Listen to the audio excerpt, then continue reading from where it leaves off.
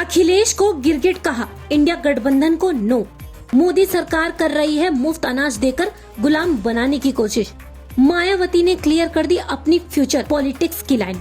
Bahujan Samaj party Baspa प्रमुख मायावती जब अपने जन्मदिन के मौके पर मीडिया के सामने आई, ऐसा माना जा रहा था कि वह विपक्षी इंडिया गठबंधन को लेकर कोई बड़ा ऐलान कर सकती हैं। हुआ भी कुछ ऐसा ही। मायावती ने जब अपनी बात कहना शुरू की, सत्ताधारी भारतीय जनता पार्टी बीजेपी को निशाने पर लिया। मायावती के संबोधन की शुरुआत में इंडिया गठबंधन के लिए पॉजिटिव साइन था, लेकिन उनकी बात जैसे जैसे आगे बढ़ी, तस्वीर उल्टी होती चली गयी। बसपा प्रमुख ने बीजेपी के साथ ही कांग्रेस और समाजवादी पार्टी सपा पर भी निशाना साधा और ये ऐलान भी कर दिया कि उनकी पार्टी लोकसभा चुनाव में किसी पार्टी से गठबंधन किए बगैर अकेले ही मैदान में उतरेगी। इंडिया गठबंधन की दिल्ली बैठक में सपा प्रमुख अखिलेश यादव ने बसपा के साथ बातचीत को लेकर तल्ख तेवर दिखाते हुए यह तक कह दिया था कि अगर मायावती की पार्टी गठबंधन में आई तो उनकी पार्टी को भी अपना स्टैंड क्लियर करना पड़ेगा। अखिलेश ने इंडिया गठबंधन से सपा के बाहर जाने तक की बात कह दी थी। मायावती ने इंडिया गठबंधन की इस बैठक का जिक्र करते हुए अखिलेश यादव को गिरगिट तक बता दिया। मायावती ने कहा कि कांग्रेस, बीजेपी और इनकी सभी सहयोगी पार्टियों की सोच पूंजीवादी, सामंतवादी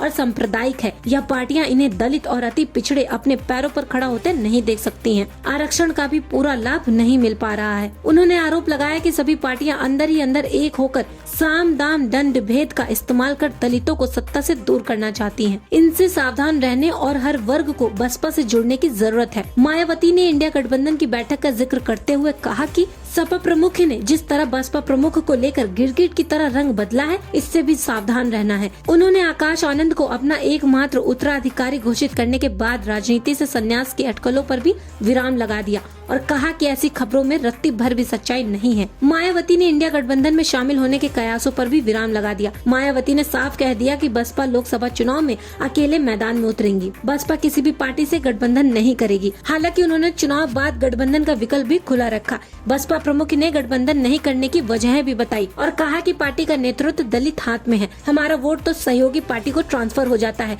लेकिन दूसरी जातियों का वोट बसपा को नहीं मिलता। उन्होंने पिछले चुनाव में गठबंधन का उदाहरण भी दिया, पूर्ण बहुमत की सरकार बनाने का उदाहरण दिया। 1993 में हमने सपा से गठबंधन किया था, हम कम सीटें जीत पाए थे और गठबंधन का लाभ सपा को मिला। 1996 में बसपा कांग्रेस का गठबंधन था और तब कांग्रेस को अधिक फायदा मिला। उन्होंने यह भी कह दिया 2002 में बसपा ने अकेले चुनाव लड़ा और करीब 100 सीटें जीती। 2007 में अकेले लड़े और पूर्ण बहुमत की सरकार बनाई।